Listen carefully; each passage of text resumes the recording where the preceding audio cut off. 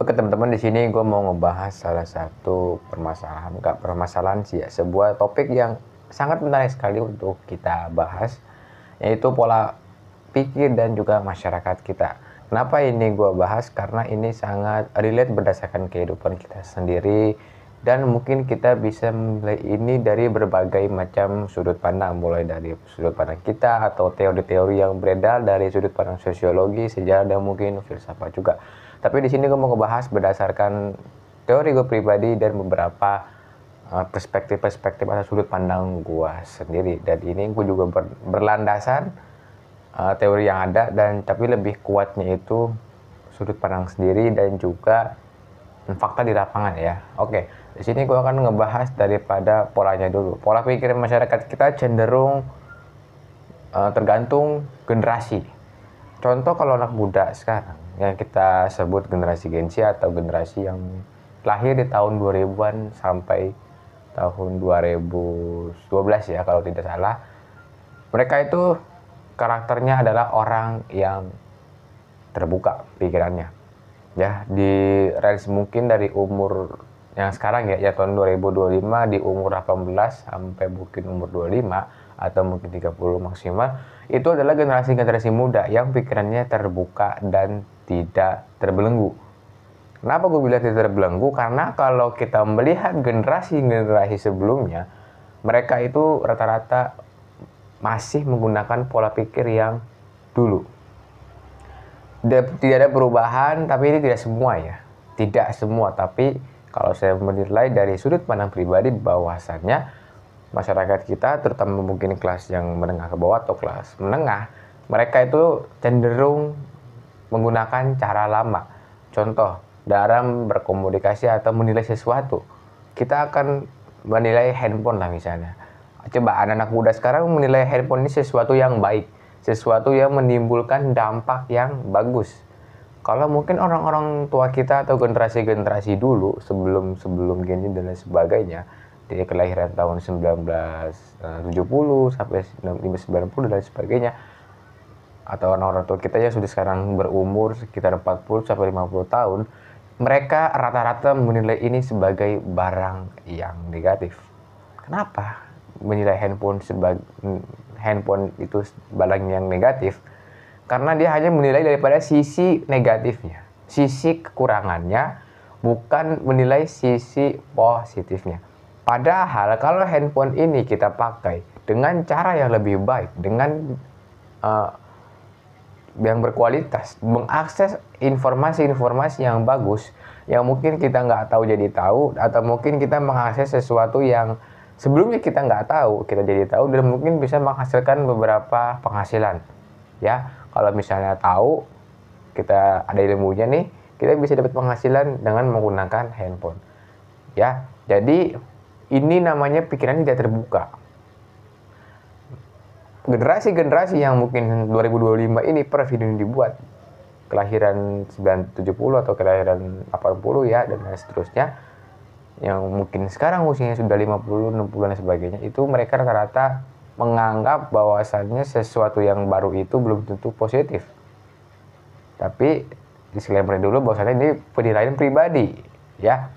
Contohnya nih, ada orang yang sudah berumur, dia menilai bahwasannya metode pembayaran QRIS dah.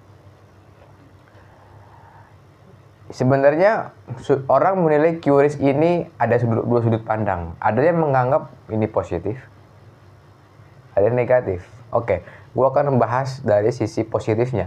Sisi positif dari pembayaran QRIS, yang pertama simpel, kita nggak perlu bawa uang receh atau uang pecahan yang banyak, misalnya 2.000 atau 5.000-an. Yang kedua, praktis, tinggal scan, selesai. Ya, itu kan sisi positifnya. Sisi negatifnya adalah yang satu, jadi gampang. Gue di sini nggak nganggap ini sisi yang positif juga, negatif. Gampang scan. Kenapa gampang scan? Karena orang mau bayar scan. Jadi orang nggak tahu nih saldo gue berapa ya. Kalau dia nggak ngecek, saldo gue berapa? Tiba-tiba saldonya habis, tiba-tiba ke nol. Jadi orang terbawa terus nih, emosinya mau beli ini scan tit selesai. Ya, jadi QRIS ini itu jadi inovasi. Kita akan langsung menilai menurut 2 generasi yang baru sekarang, yang berumur mungkin dari 17 sampai 28 atau 30, generasi yang mungkin yang sudah cukup tua ya. Oke, kalau generasi muda menilai ini bahwasanya suatu kemajuan yang bagus, suatu inovasi yang bagus sekali. Kenapa dibilang inovasi? Karena simple dan nggak ribet. Kalau kita lihat sekarang, hampir seluruh, nggak semua Jakarta, tapi sebagian wilayah Jakarta, terutama wilayah pusat selatan, itu sudah hampir mungkin 80 atau 70% menggunakan QRIS. Ya, contoh, kita ke Jakarta Pusat mau beli kopi di pinggir jalan pun dia sedia QRIS. Ya, karena masyarakatnya rata-rata pengguna QRIS.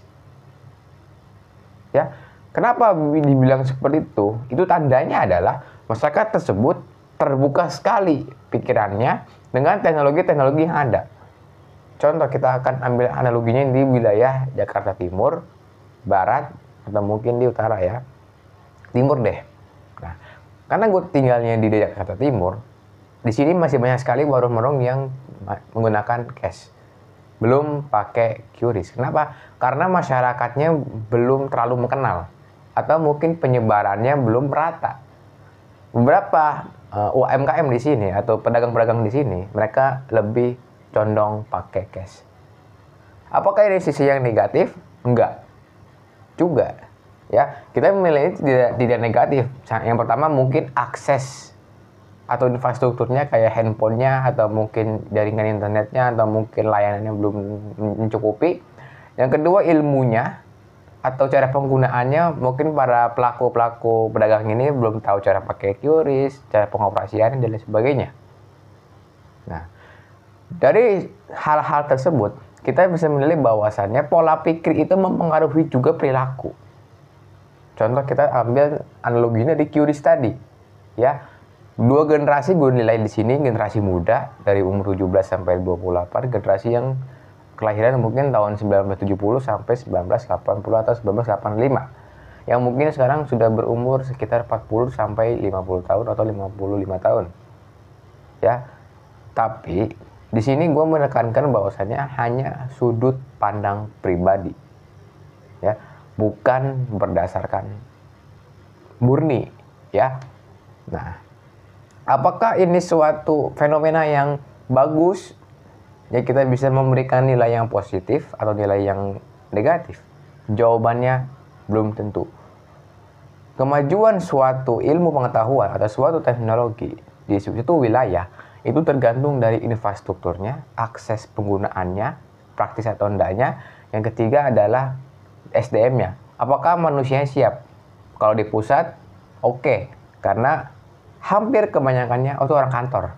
Ya, orang kantor yang kerja cuma bawa laptop sama HP, sama casan, dan mungkin jarang bawa duit ya. Nah, itu di pusat. Dan di pusat rata-rata orang menengah atas dan orang menengah bawah. Otomatis produk yang dijual itu biasanya produk yang bagus kualitasnya atau mungkin top brand, luxury ada ya. Kalau di wilayah Jakarta Timur misalnya, biasanya itu produk-produk yang harganya murah yang di bawah. Contoh di range harga 5 sampai 10 ribu. Orang nggak usah pakai QRIS ya, bayar aja bisa. Ya. Jadi wilayah itu mempengaruhi pola pikir atau lingkungan yang kita tinggal itu mempengaruhi pola pikir manusianya. Oke, di sini gue yang terakhir akan memberi analogi lagi. Yang pertama adalah bagaimana masyarakat itu menilai seseorang yang memiliki pola pikir yang berbeda. Yang kedua, bagaimana masyarakat itu menilai daripada orang yang baru belajar. Oke, yang pertama dari pola pikir yang berbeda. Pola pikir yang berbeda adalah orang yang tidak mengikuti perkembangan atau arus mobilisasi yang terjadi. Contoh, kita bisa melihat perkembangan atau penyebaran informasi yang di sosial media mungkin, atau yang di sekitaran lingkungan kita mungkin. Nah, masyarakat kita kebanyakannya adalah orang yang memiliki pola pikir berbeda itu disebutnya aneh. Kenapa? Karena tidak sejalan dengan pola pikir yang ada.